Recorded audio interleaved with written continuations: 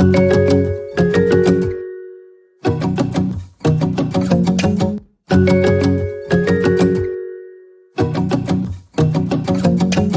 to the Career Management Podcast at Ivey Business School.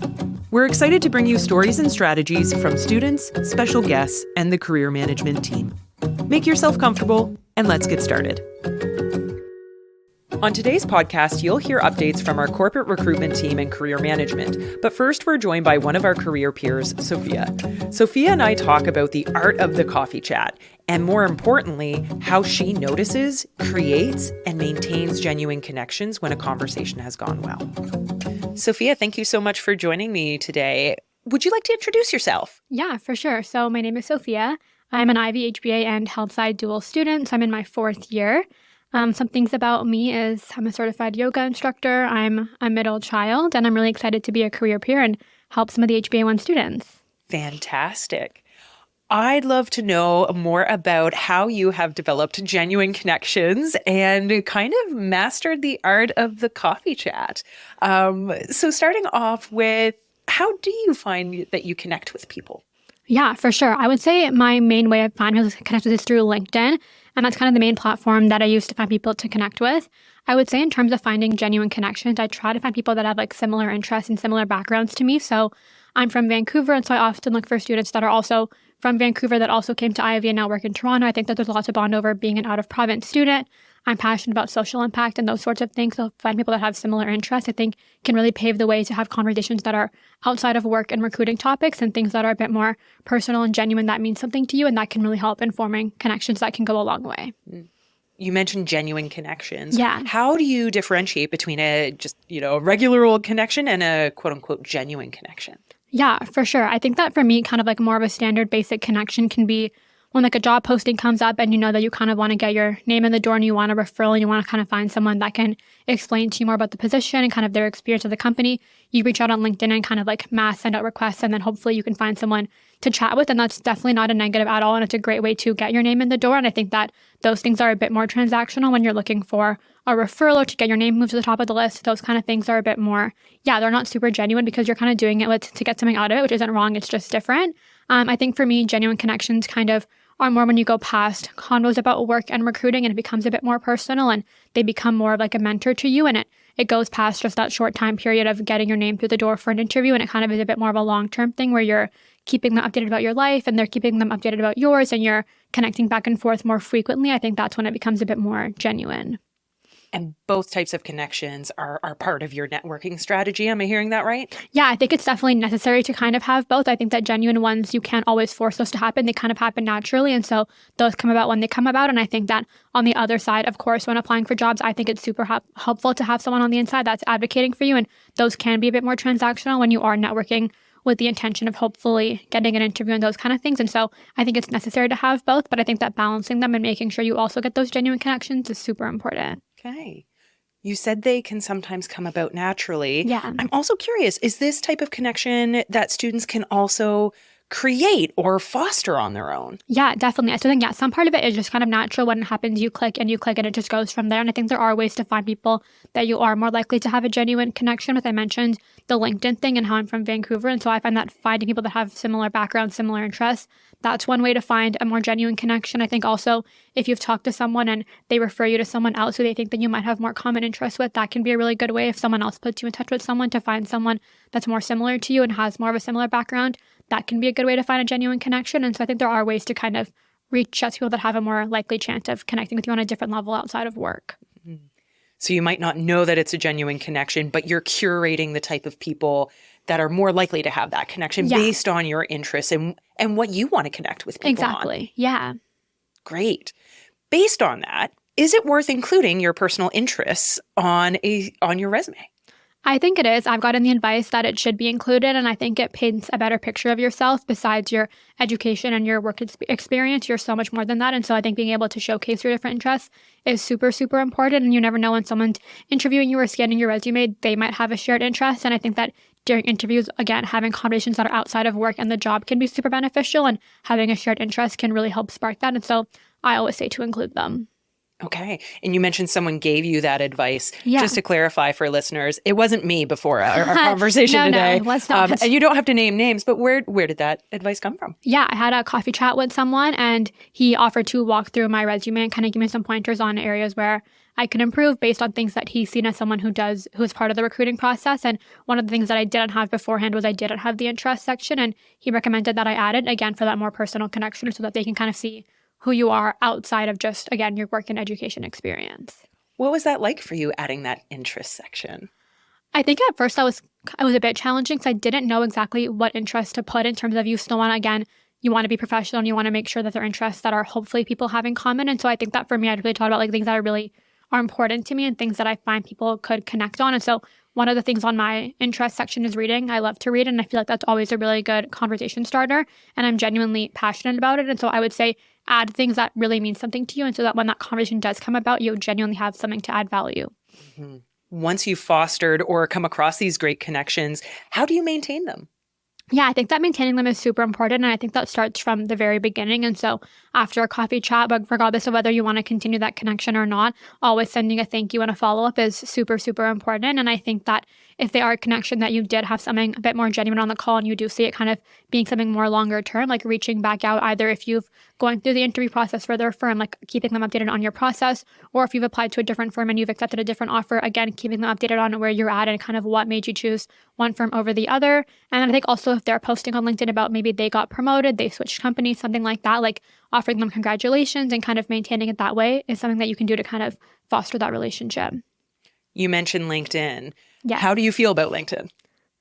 I think LinkedIn can be really, really helpful. There's also some downsides to it. On the more helpful part, I think that talking about forming connections and find people with similar interests, I think LinkedIn is really great for that. The filtering tool I find really helpful when I'm looking at a certain company and I can look who's from Vancouver, which school do they graduate from, where are they living now. I find it really helpful to find people that you have something in common with. And again, like people post about their different volunteer experiences and things like that. And that can be a good way to, again, find someone that you have like a genuine connection with. That could be something that you could reach out to and find a really helpful person. I think it's great for that. On the other hand, I think LinkedIn can be a bit challenging when you are going through the recruiting process and you're seeing people post about their signed offers and maybe they're going back to their old job or they're not re-recruiting and they've signed something and you just kind of feel the posts start flooding through. And I think it can be kind of hard to focus on yourself and not get distracted or worry that you're kind of in a different boat. So I would say to really focus on your own journey and don't worry about too much about what other people are posting. And I think that if you use it more for yourself and for your own career goals and for forming those connections, it can be really, really helpful. And I think that for recruiting in general, just really focus on yourself and don't worry about what people are doing. Everyone's journey is different. And so if you just stay focused on yourself, you will be totally fine. Mm-hmm. It can be exhilarating when we have a great connection with someone in person or virtual or just in live time, but then it can be hard to maintain that sense of comfort or connection as we're doing the maintaining part. Do you have any tips or suggestions for how folks can keep that momentum going or keep that excitement when doing something that can feel a little bit more removed or transactional, like keeping them updated on accomplishments or postings or things like that? Yeah, for sure. I think that for me, like I don't do that with everybody that I've connected with. I think that when you do find people that are genuinely invested in you and they genuinely care about what you're doing, like you're going to want to update them. And so if you don't feel from the other person that like this might be something that you want to maintain long term, I would say send a thank you message and obviously like express your appreciation, but it doesn't have to be more than that. But for the people that genuinely have shown an interest in kind of your journey and they want to help you and they want to see you succeed, like then it feels a bit more natural and it's not as intimidating to follow up because you feel like they're genuinely invested in how you're doing. And I would say it doesn't always just need to be about like when you're sending them like a work update or an internship update. If something exciting happened, you got a new certification, you learned something new, maybe you traveled to a place that you talked about with them, something like that, like keeping them updated about things that are not just work related can also feel a bit more natural. And it's not just like you're messaging them when there's kind of like a work update. I think that can really help. And I think that when the other person is kind of feeling the same way about wanting to help you succeed, then it feels less uncomfortable because they're totally on your side and they're excited to hear about your accomplishments. So follow your gut and don't force it. Yeah, exactly. Don't force it. Fantastic. Yeah. Sophia, thank you so much for sharing your time and experience with us today. Of course. Thank you for having me. I really appreciate it.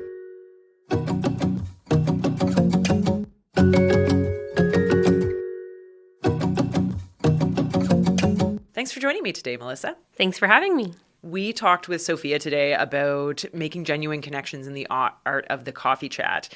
You've supported lots of students through these types of conversations. Any advice from career management on folks either just getting started with their coffee chatting or who have been doing it for a while? Yeah, so I think for those that have just started coffee chatting, you need to do some before you understand what a genuine connection looks like.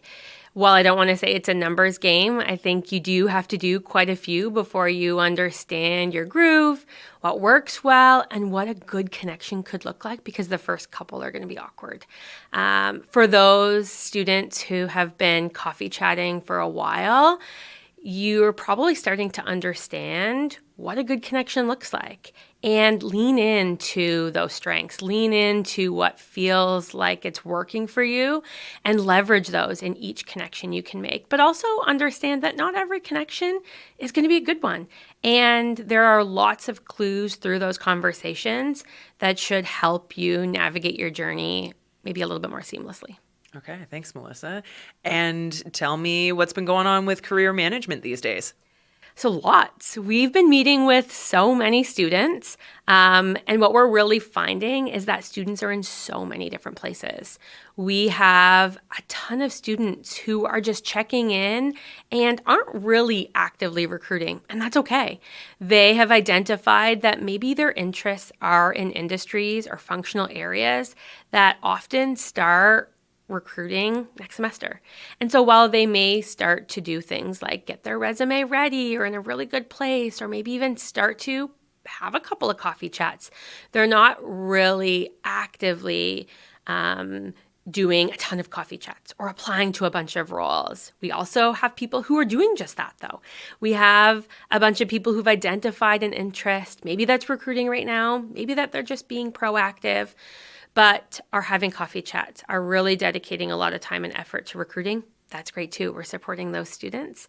And we're also having offer conversations. There are some students who are getting offers, who have actively sought out opportunities that are earlier in the recruiting season, and we're having those conversations too. So we are seeing all kinds of different students and their interests, and it's been a really exciting time for us in career management.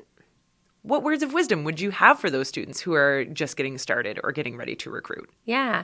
So I think we often think that recruiting has to be this word and that we're all in. But recruiting can very much be part of the exploration process. You can say that you're recruiting and searching company websites or identifying firms of interest or even researching some alumni that you might want to connect with. So it doesn't have to feel like this big scary word where you're all in. So if you are that student who has decided, I'm not really as active as my peers are, that's okay. You can do small things like be confident in yourself that, you know what, the industries that I'm interested in or the areas and the areas of business that I'm exploring aren't really hot right now. And I've done some research to identify that job postings in these spaces don't really start until February or March. Cool. Lean into that confidence. I think there's always things that you can be doing that aren't leaning all into recruiting, like the research and the making sure your resume is in a good place or updating your LinkedIn profile. So those would be things I think you can do right now to still feel like you're contributing to that journey for yourself. But for sure, lean into that confidence that now is just not your time. And that's okay. And you're not behind. You are not behind. Can you give me an example of one or two industries that have not started yet and might not start until like the new year? Yeah. So I think two, actually, that immediately come to mind. One is like that nonprofit space, social impact space. They often recruit a little bit later. And then I will say on a much broader scale, there are different smaller organizations in many different industries that very intentionally don't recruit until next semester. So boutique consulting and strategy roles, different areas of finance. So we've seen certain areas of like investment banking and asset management and real estate really kick into high gear over the course of the fall, private equity. But there are smaller organizations in those spaces that are very intentional about starting up in January or February. Sports and entertainment kind of spans both. CPG, right? You might have an organization that recruits a little bit earlier for a brand management role or rotational program. And then you also might have areas within that business that recruit like a finance role within CPG, or maybe a customer experience opportunity within that space in the new year. So it really is firm dependent, but I would say social impact, some sports and entertainment. There's so much that'll happen next semester. Two things that I noticed in what you said there, Melissa. One is that those intersections of different pieces. So if you're someone who's looking for some of those niche or those intersectional pieces, the new year is a great time for you. The other piece is that social impact and nonprofit. I think students underestimate how many students are interested in that. When we hear about so many people recruiting earlier in the fall, there are many students and many firms interested in those areas. Your time is coming up. So don't worry. Your time is going to come. Yeah. And there's a couple of resources, if I could highlight a couple, that might help students identify what is happening in next semester. The first is looking at our past job postings. So the applications that are closed. So going to the job listings in 1220, going and intentionally deselecting application open, selecting application closed, and adding in different filters for function or industry or even time frame. If you wanted to look at what happened last semester or second semester last year, then you could go in and add some different filters for application deadlines. That would give you an idea of some of the types of opportunities or spaces that recruit at that time frame. The other one I would say is come in and chat with an advisor. While we certainly aren't experts at everything, we have seen recruiting cycles once, twice, or many times.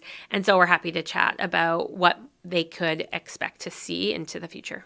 And what should a student do if they go to look for an employer of interest on 1220 and don't see them there? Don't let that limit you from reaching out. Go chat with an advisor, go to LinkedIn, find some people in those spaces.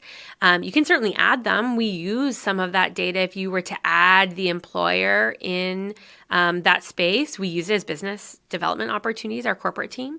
So encourage you to tell us about what some of your interests are, but certainly don't let the employers that you see in 1220 limit you in terms of the job opportunities that you could seek out or the connections that you can make within those firms. Thank you for being a wonderful connection for us, Melissa. We appreciate it. Thank you for having me.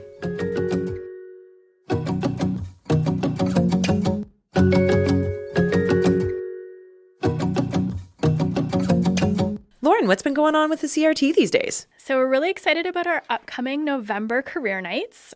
Some people may remember our events from September. These nights are going to be very similar.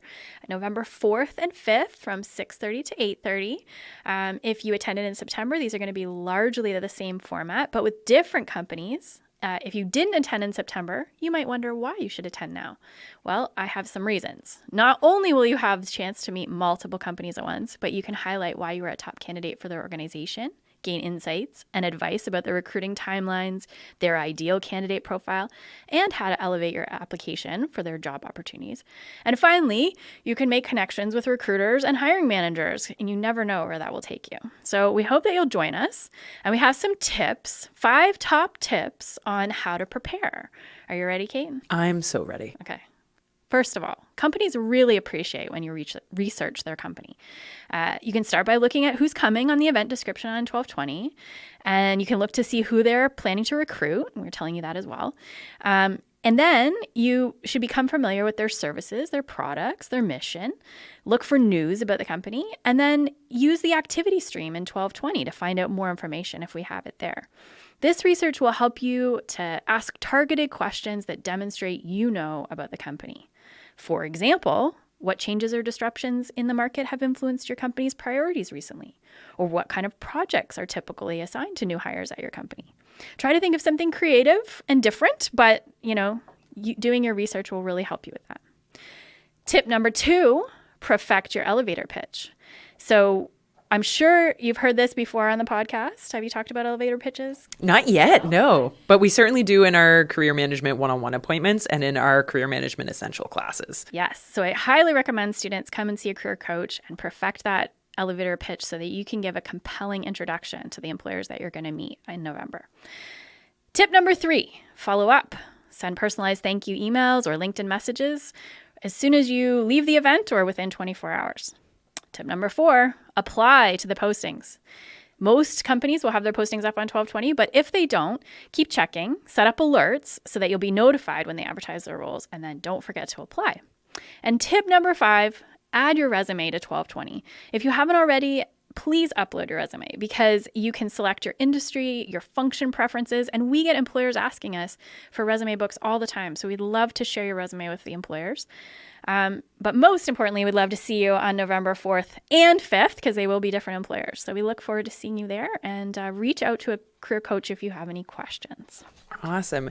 I heard you mention there, Lauren, a career book. What does that mean? Or you said employers sometimes reach out. Yeah. So sometimes a company will say, oh, I don't want to get 100 resumes. I want a resume book. Can you send me a resume book of everyone who's interested in sales and speaks French? That's actually a popular request. Or, any kind of function preference. So that might be like finance or location preference, Vancouver. So all of those things are really helpful if you can put those in your profile for us. And then, so you get those requests, and then what do you folks do with that? Run a search on 1220, and any student who has not reported an offer and who has said that an employer can reach out to them, and then lists those particular preferences that the employer requests, we would send a resume book. So that is why putting all that information is so helpful. If a student is now wondering, gosh, I don't know if I uploaded my preferences or gave permission, what should they do? Log into 1220 and check and look at your profile. You should be able to see everything you've said there, and you can change that at any time. Mm-hmm. And if a student uploaded a resume maybe back in August or September, but has had some different experiences or wanted to make updates, can they change that resume? Yes, we really encourage you to keep your resume up to date and select the resume, primary resume that you want us to use. When you select the primary resume, that's the one that goes out to employers. Amazing. Thank you so much, Lauren. Thank you for asking.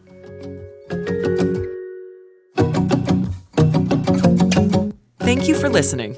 If you are interested in connecting with career management, you can book a one-on-one appointment by visiting the 1220 Appointments tab online or by visiting